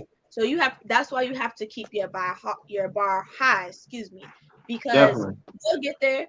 Don't diminish your value because they're a big name or whatever the case may be. They came, like Greg said, they came to you. They'll pay for what you're worth because they know what you're worth. They're just trying to get a bargain to rip you off. They're trying to pull wool over your eyes, but you're not a sheep. So Wow, man, I like the hell out of it. I'm gonna use that. It's an old saying that goes, shoot for the moon, and even if you miss, you'll be amongst the stars. I know exactly what you're saying. I'm trying to make it towards the end so that even if they cut me out, they're gonna cut me out, but then I don't want them to cut the show off for 2 weeks. But because I already know the protocol, but I'm gonna play the clip. You know me. I mean, you play the first part. You ain't gotta play all of it. I'm gonna play the first. I don't want you to put the programming at risk. What I should have done was did the first part, because the part that's going to take it as risk is that live part from Terre Haute. Okay, and a portion of the end, I think I could probably get away with some of that. I should have edited that and put that together, but I didn't. But I'm gonna play the beginning where he does the disclaimer, and y'all shut up on this, okay? And before I go there, man, let's all pray for the family of Clarence Williams III. Don't do it. Don't do what? Go ahead. Pray for the family of Clarence Williams III. That's all I'm saying. The Mod Squad, all of the movies he was in, that's my guy. Princess Fire. I thought you was about to put them little girls on. No, they don't get on unless there's a joke coming with it, okay? Here we go with the beginning. This is first time on Earth. Real Cindy Lou cartoon. Yeah. It's a Lou cartoon, the real Cindy Lou. We're gonna play a portion of it. And you know what? It might go longer because I'm having some technical difficulties over here. So we're gonna see. Anyway, here we go. All right. Sorry, kiddies. The real Cindy Lou cartoon is not for children. Hell, it's barely for adults. Only the ones that are brave enough to admit they're a little fucked up. So if you're watching, please make sure you're over 18. Or at least have a quality fake ID. Enjoy. Cindy Lou, Cindy Lou, Cindy Lou, Cindy Lou. Tell me where are you? Tell me where are you? Cindy Lou, Cindy Lou, Cindy Lou, Cindy Lou. Tell me where are you? My name is Ronald Salisbury Hoopengardner, but you can call me Ronco, cause I'm built sharp tough. Now I'm from Terre Haute, Indiana, in the great United States of America, and I'm a proud Mexican American with a degree in mathematics. Now as I look back upon the major events in my life in chronological order, I finally understand the message my mother would always tell me. She'd say, boy, quit messing around. You're making a big mess out of everything, and if you don't watch it, your life's gonna be all messed up. Trump won the election. Shut up, stupid bitch. Fuck Trump. He ain't smoking meth. He's a bitch. But anyway, what I really want to say is, this is the real Cindy Lou, the queen of Terre Haute, and the queen of the Midwest, and you're a new goddess. So bow down, bitches. You ain't seen nothing yet. The meth is yet to come. Fuck the drug task force.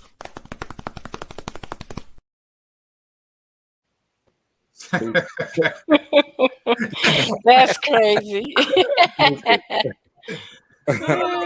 I'll tell you that little spot right there, just like that. That's how freaking Simpsons started. You know, I'm telling you, that's a pull-in right there.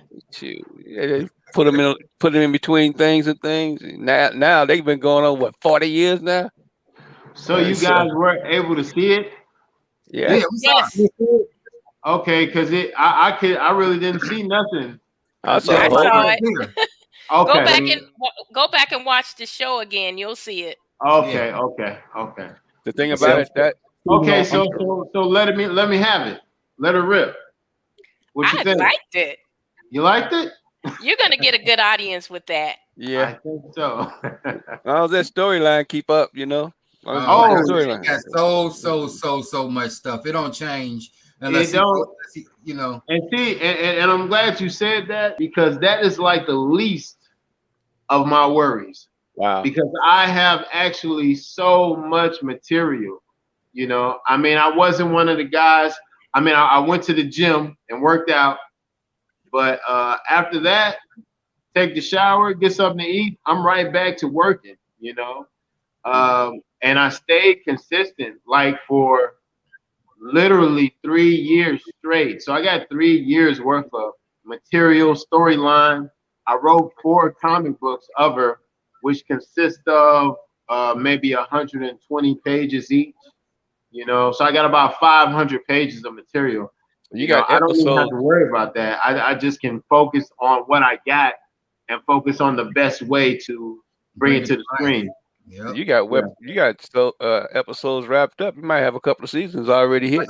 Like I said, No doubt. I read a lot of that stuff. I read like most of it. He said he got 4 books. I read 2 of them. You know what I'm saying? And they were thick. And I mean, I was up one night to probably 3 o'clock in the morning just read. I mean, it's a quick read, but I was up just cracking up. Right. Yeah. There you go. Right. Yeah. So I know something's there. Oh, and something else that happened, you know, as a part of the story. Well, it's 2 things that really let me know that I had something. The first one was, you know, I was writing a book and people would come and ask me what I'm doing. And I really didn't want to include anybody else into what I'm doing because I was just so focused and I wanted to do it for myself, really, you know. And then once I finished it, and one guy I let read it, he said, man, I want to have sex with Cindy Lou. Damn. I said, what? That was my reaction. I said, you want to do what? I said, she's a cartoon character. You want to defile her like that? I mean, you know, so she had brought an emotional response. So that was the first thing that hit me upside the head that said, man, you might have something here, you know? And the second thing was towards when I got to my release, I had 20 guys who had got Cindy Lou tattooed on their bodies after reading the story. Damn. 20 guys, once I left prison, had loved Cindy Lou so much that they got her tattooed on them. That's saying a lot right there. So then once I saw that, I said, it's Cindy Lou or bust. You know, she's my focus, you know. So I know all the ingredients are there. I just have to follow through. It all falls on my back, you know. Well, I think a lot of stuff that was said tonight is going to definitely catapult you to where you need to be. Just follow those steps, and we definitely got your back here, man. Definitely so. Definitely got your back. So what's next for Cindy Lou? Well, the next focus is I'm just really focused on two aspects of it. Well, now actually three. One is I have her season, the first season, which will be 15 shows. I want to carry those out and complete that first season. So I have a complete body of work to present to anyone from investors to networks to whoever, you know what I'm saying, who shows a genuine interest. That's that one aspect. The other aspect is I'm going to focus on building my t-shirts to a small fashion line, you know what I'm saying, of Cindy Lou clothing, you know, the t-shirts, the shorts, sweatpants, you know, something casual, and build her up in that aspect. And now after tonight, I'm really going to do more focusing on the outlets of social media that I can use as a vehicle to usher her into the masses, to the public, get a bigger audience for her, So know? Speaking of your audience, how big of an audience do you think you have right now? Well, now literally, if you look on the YouTube, you'll see my first video posted was 3 weeks ago. But already after 3 weeks, collectively, I got about 600 to 700 views in just 3 weeks, you know, and the only real promotion that I have been doing has been with Facebook, you know, just Facebook, you know, and in certain groups, and just passing her to certain people who I already knew about her from the comic books in prison, or people who have seen the t-shirts and stuff like that, and they're curious about it. So I've generated the small little following that I got after 3 weeks just by, you know, my who I encounter every day, people who I encounter every day. Okay, you know? So how many episodes do you have done right now? Well, and I have what I'm getting to, right? I have 2 episodes done. The next episode comes out the beginning of next week, a week from today. You know, the next episode, and I'm been sticking to my point of having a new episode every 2 weeks, but I'm going to try to even push that to where it's a week to 10 days per episode. You know. Okay, and you can do this consistently. You know that you can do this on a consistent basis. On a consistent basis, on the budget. I already got it mapped out. Yeah. Okay, so and I'm gonna have to talk to my partner on this one. So we have another outlet called DopelivenTV, not live, but DopelivenTV. Okay. We cater to the independent filmmaker, which that's what you are. You cartoonist. We've been wanting to get a cartoon. You know, I'm one way, he's another way though. But here's the thing with our platform. We have an affiliate program where, and I don't ever talk about this on the air, but this is very interesting. We have an affiliate program where our subscription is $6.99, I think it is. And the affiliate program does this. We give you a portion of we give you a code, first of all. Everybody that subscribes using that code, we give you a portion of that subscription. All right. So as I'm sitting here doing the math, I'd say, okay, say we give you out of that $6. No, actually it's not $6.99, it's $5, something like that. Anyway, we give you $1.50 out of each one, right? Right now you got 600. Let's say we can convert those 600 likes into 600 subscribers. Okay. Right. We change that, and for that, I'm giving everybody business 101. You got 600 views. Like I said, we convert that into 600 followers or subscribers, and you would wind up with $900 just from 600 people. So it goes on. If we give you a code, say you got 5,000 people. Let's just be realistic, because that's what it's going to do. It's going to do even more than that. Okay. Right. And you do your, we do what we do. We advertise, you advertise. That's $7,500 just for that. And the thing that we also do is we put it out there in perpetuity. So if they stay, they continue to stay. That's $7,500 that you're getting every month, and that's just at the $5,000 mark. As we're looking at the cartoon, we see the potential, and we see that it's going to change. It's going to be different. You're going to be doing some different things. The viewership can go higher and higher and higher. Okay. What we try to do is make sure that those independent people, they're spending their money, but they're not readily getting picked up by anybody. We want to make sure that you get something in your pocket. Right. And it inspires you to tell your people. The other thing is this. YouTube is great. But as my little sister said, YouTube a piece of work. All right, YouTube is a piece of work. The last check I got from YouTube was $20, man. Okay, and I got 700 something videos on YouTube, but I got $20. Wow. You try to give the other thing is this. Your worth. YouTube, you're giving it away. You're giving away. Okay. Generally on YouTube now, I'm doing promos. If I do a promo, you can look at the promo, but you want to come to the channel, you're gonna have to pay me for it. You know what I'm saying? Yeah. So I mean, that's just something to think about, and something I got to talk over with my brother if that's a way that you want to go. But we're here, definitely here to help. And it's just a thing, if somebody was to come along, say TBS or Nickelodeon came along and said, well, hey, we want to give you $1 million right now. Take it as it is. We don't hold you there. You don't have to stay with us. We just want to make sure that you get that kind of money, Right. But that's sounds very interesting, man. And we're definitely going to discuss that further.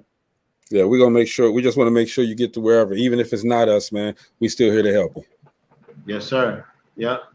And that's another thing I was telling Ujimar, you know what I'm saying? We was, I really do appreciate you gentlemen extending your platform to me personally, but not only me, to all people who are trying to put some type of positive push forward, within their own lives and the lives of people around them. What you're doing, what you brothers are doing is a very special and a very good thing for your communities, So I definitely do want to tell you how much we appreciate that, because it's very important.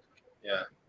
And see, we just basically put the icing on the cake, because talking to my little sister Nyla, she gives that financial advice, man. Okay, she's definitely makes us look better. I'll put it like that. So it's and again, all we want to do is we're not here to tell anybody that we can make them $1 million. We're not here to tell anybody what we say is right. All we telling you is the benefit of what we've gone through, the benefit of our experience. You take it, cool. You don't, cool. This is just what we do. So basically, man, is there anything that you need the people to know about Jauston Huerta and Cindy Lou? What I really want the people to know is that, if there is something that is inside of you that you've been carrying with you, and the type of effect that it would have on the world, you can't be stagnant with it. You have to make the decision.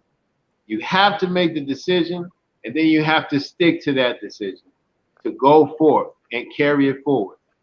Because if you do it, success is guaranteed. There's going to be roadblocks. There's going to be struggles. There's going to be hurdles. There's going to be obstacles. But if you keep waking up and keep taking that step forward, you not only can you achieve it, but if you go forward, you will achieve it no matter what it is.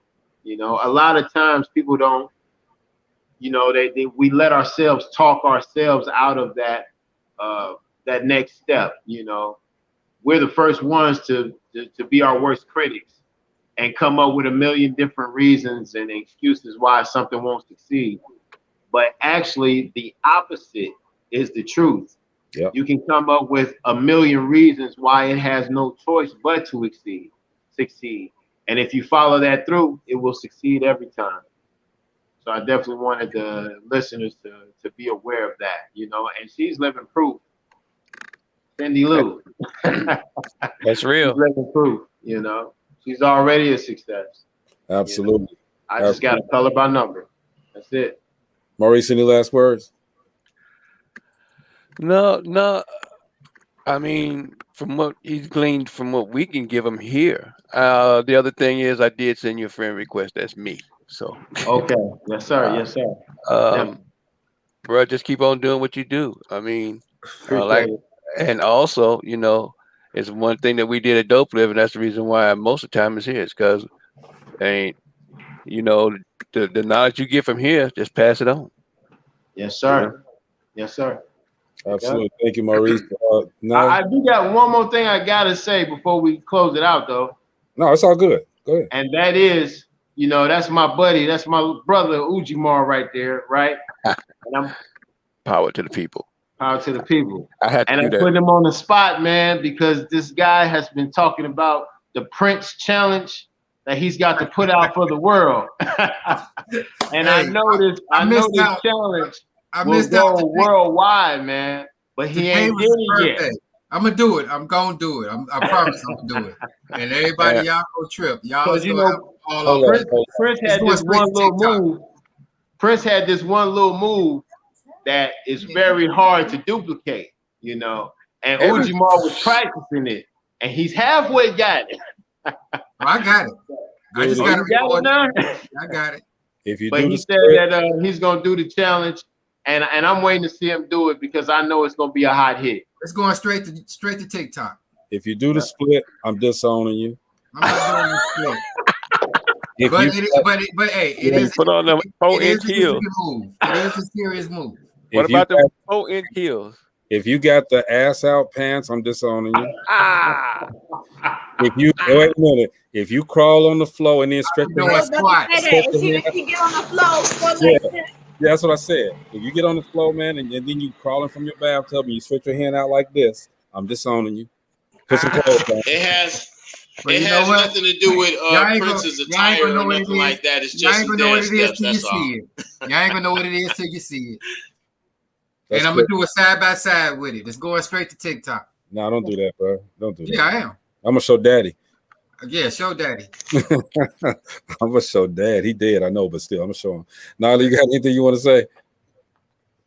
Just be smart with what you're doing. I think what you're doing. Where'd he go? I don't know. Oh well. He gonna come right back. Go ahead. True. Maybe he didn't want to. Well, you can say he gonna end up looking at the again. So go ahead, finish. Nyla, they got out of jail. They ain't got no minutes on their phone. Go ahead. Oh my God. No, I was just saying, anything that you do, just make sure you're business-wise, you're smart. I know people get eager and excited when stuff starts to come their way. And they forget to do the little things, and the little things are the things that matter.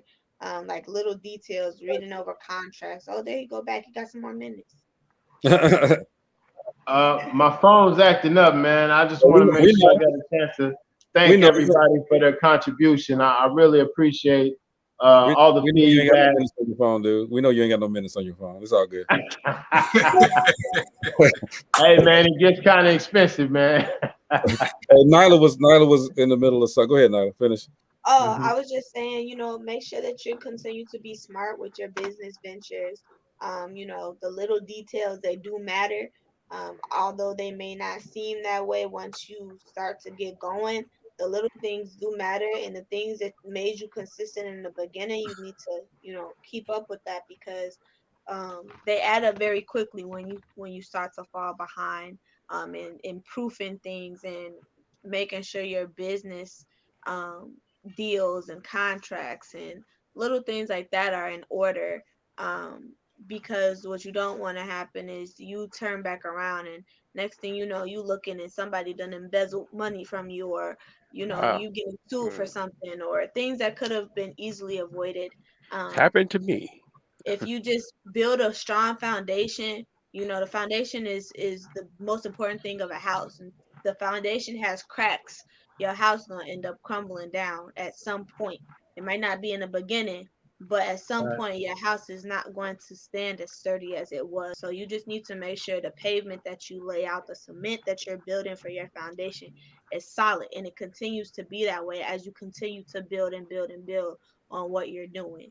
And that most important part is your financial literacy and your business literacy when you start doing these deals, and start putting your stuff out there, copyright, all types of things, to make sure that you don't end up losing what was the most important thing to you. Absolutely. Uji. Well, she said about everything I said. Yeah. I talk to him every day. I gave the small things is the main things that I do talk to him about pretty much every day. Make sure you keep this. Make sure you get a copy of this. Make the small things that's gonna matter. The things that people consume about, the things you talking about and stuff like that. The things people try to get money from him about. Things people try to swindle him about. These are the things, because I've been through a lot of things myself. I've been a young entrepreneur most of my life, and I've lost a lot. I ain't gonna say I lost more than I made, but I have lost a lot that made a difference. You know what I'm saying? I tell you, I lost a lot plus a little bit more. So that's what I say. I mean, as far as money goes, I'm talking about I'm talking about the whole gamut. You know what I'm saying? Yeah. I've been through like quite a bit, and the little things is some of the main things that matter once you start getting on the road. You know what I'm saying? And I study knock on that noggin every day of his, like, hey.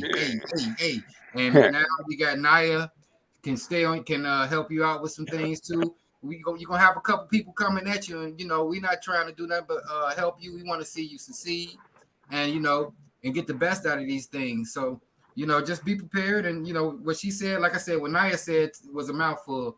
Like I said, and these are the things that I see him every day, 5 days a week. So these are the things that I talk to him about when I see him at work. You know what I'm saying? So for him to hear it more than once, it got to really sink in. Cool. That's what's up. Only thing I gotta tell you is this, brother, is that a couple of things. Number one, never undervalue what you do better than anybody else. Okay.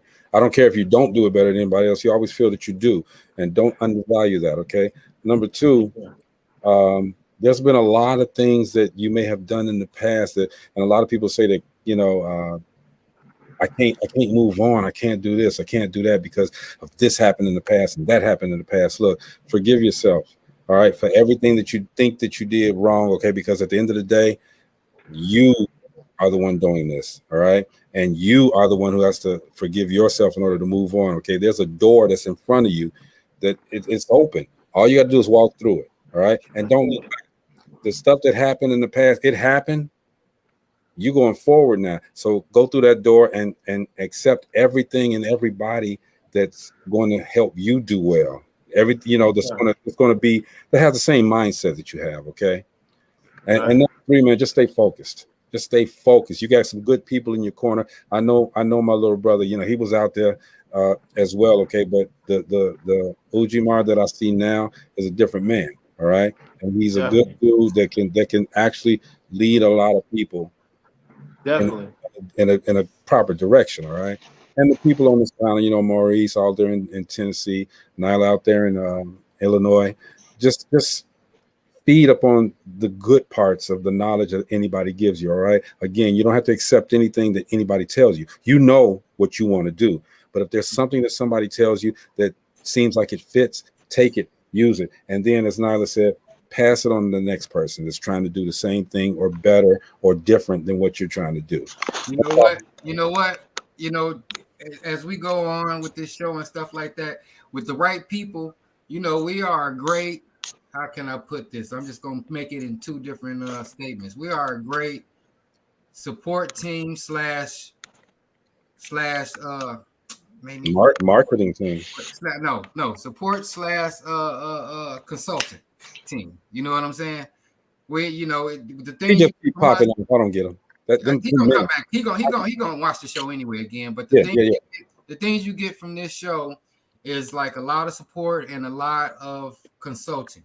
You know what I'm saying? You can't, you know, it ain't no amount of money you can get from some place like this that you're getting with just gems. For free. That's what I'm saying. You're getting gems for free. So this is you know, the people that's on this panel, and there's a couple more, but as you grow, you know, I'm sure we'll bring you back again.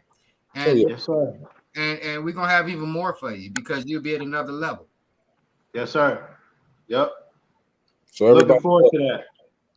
The Real Cindy Lou is on YouTube. All right, that first episode is on there. Okay, check this brother out, Jauston Huerta, and the number is 93847-380. He is the creator of Cindy Lou. He drew her, probably fondled her as well. Okay, he hey, probably. Hey, man, I got 2 actresses for you, man. Oh yeah. Yes, check them out. Script time. Faith is the substance. That's enough. Whoa, okay. Hey, I'm out. Proud of the people, y'all. I'll holler at y'all. Hey, Love y'all. That is Jauston Huerta. My little sister Naya. They go Maurice Bishop. Ujima zipped out before I could say his name, but hey, look, Naya, stay on after this is off. Okay, I want to talk to you. Okay, Jauston, appreciate you hanging out with us, man. Anything we can do, let us know. Y'all check them out. The Real Cindy Lou on YouTube. Talk to you later, man. All right, this is DopelivenTV Live. Maurice, thank you so much. We will see you tomorrow on All right, peace. Peace.